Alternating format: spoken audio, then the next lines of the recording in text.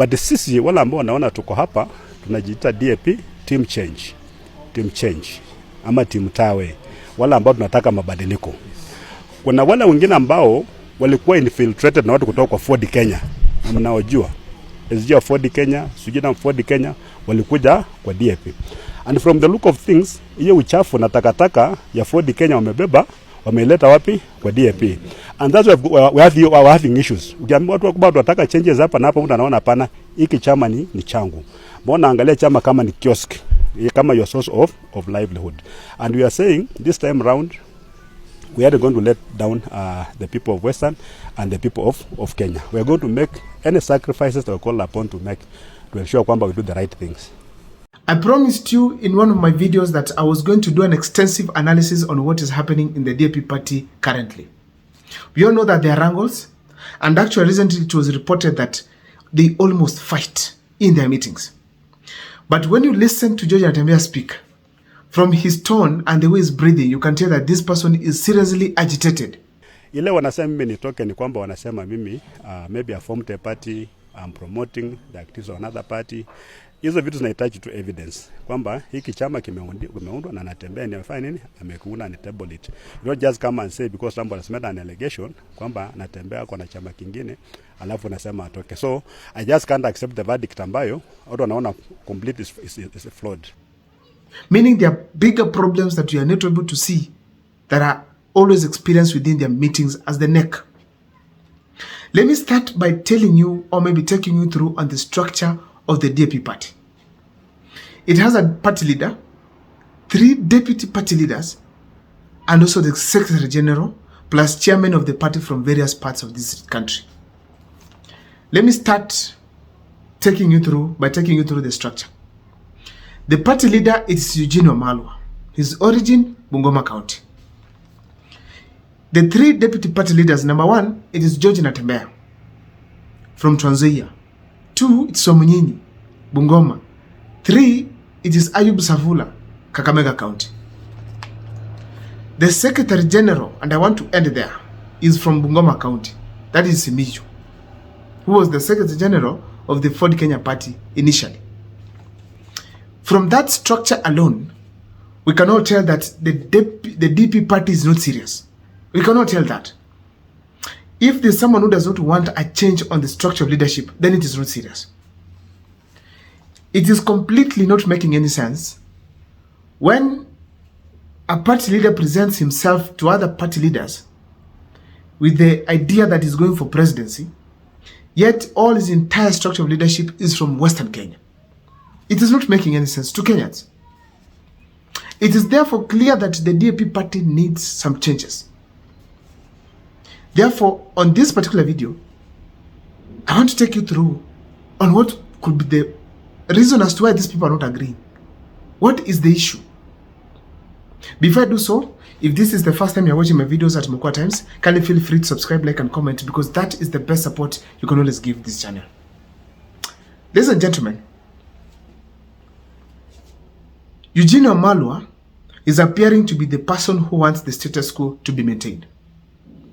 And the team led by George Natembeya, it's probably focused to ensure that there's a change. And I want to take it that way because Eugine Wamalwa has not come out clearly to speak on what he wants. But Natembeya has come out to tell the people of Kenya that we want the party to be expanded. Some of us sacrificed our positions, have party leaders from across the country so that we can make the party to be national. Eugine Wamalwa hasn't refuted that, neither has he come out to give an alternative. A clear indication that he wants the status quo to be maintained. If we compare the two, you can clearly tell that George Natembeya is right, because honestly speaking here, the party needs some changes as far as its structure and leadership is concerned. It cannot be okay when you find that all the leaders, top leaders, are from one region and you want the party to be accepted in Kisii, be accepted at the coast, to be accepted in northern Kenya, to be accepted in the northeastern, to be accepted in Nairobi. It's not possible, and all the leaders are from the same region. Therefore, if George Natembeya is right, we have to admit that there's somebody being used to fight George Natembeya to bring him down. That is a clear indication here. It's clearly indicated because once you make the party national, it's growing. It will project a presidential candidate. However, it cannot also be the issue to do with George Natembeya. But we can tell clearly that when Eugene Wamalwa is engaged strongly in opposition, always with Kalonzo Musyoka, then there can be fights against him within the party if there's somebody who wants to finish him, especially from the government side. Because that kind of criticism, it comes with a lot of temptations and a lot of aggression. Now, we can also tell comfortably that George Natembeya has projected himself as a potential presidential candidate in 2027. So we know very well that there's also a fight that can be projected towards George Natembeya. But wholesomely, we have to say that the entire Western region, there are also attempts to ensure that Ford Kenya remains the top party in that region. Now that ANC is already broken. And ANC and that party, Ford Kenya, is led by Moses Wetangula. So they don't want any other party to dominate. Because if the DAP party dominates, then William Ruto is not going to get a huge amount of votes as expected. There'll be a threat in Western Kenya. So the fact remains that it has to be fought so that wrangles are always there. The party does not stabilize. It's also a clear indication that if George Natembeya right now decides to quit the party, especially relinquish his party leadership, there's a negative impact towards that, and there will be attempts to have a new party. He cannot start a party now unless with someone else and popularize it enough to get the national attention. It's not easy. So being a governor to limit him, he will be forced to resign, and that is not possible. Ladies and gentlemen, now, as we speak today, what are the wrangles showing? Number one, there's some determination to finish this party from the government side. Because I don't think it is normal that members of the party can decide to finish themselves unless members of the party have been used by the national government. That's number one.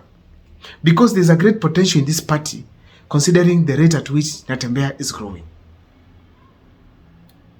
Number two, there's a deliberate way to bring down George Natembeya because it's suggesting change and people are rebelling within the party. A clear indication that probably there's a plan to finish him so that he does not either go beyond his boss, that is Eugene Wamalwa, or either they don't come together, he cannot be used by the opposition to unite the Western region. So there's an attempt deliberately to bring down George Natembeya. Number three, there's an indication that someone is working with government within the DAP party. And there were rumors going around that the DAP party is funded by the government. I don't know what you guys ought to think. So probably as somebody within the party has realized that George Natembeya is taking the party away from the government side. That is an allegation that I saw it somewhere in Bunge la Wananchi, and I'm not so sure whether it's true, but it's also a possible thing within the current political arrangements that we have. Ladies and gentlemen, another clear thing is there to intimidate also Eugene Wamalwa, to distract him, to distract the entire party. Because once the leaders has been distracted, the entire party is distracted from engaging on active politics in Western region and Kenya at large, because there's a realization that was there. Western was uniting behind the DAP party. And that is very dangerous for William Ruto because he's banking on Western Kenya a lot. Lastly, there's selfishness. There's somebody who does not want the party to go elsewhere. He wants to benefit from the party. Because honestly speaking, how is it possible that have the party leader from Western Kenya, deputy party leaders, three of them, all of them from Western Kenya, the Secretary General from Western Kenya, and you want to go for the national leadership? It is not possible. I don't know what's your take, but that is just my opinion. Please share with me in the comment section on what you think.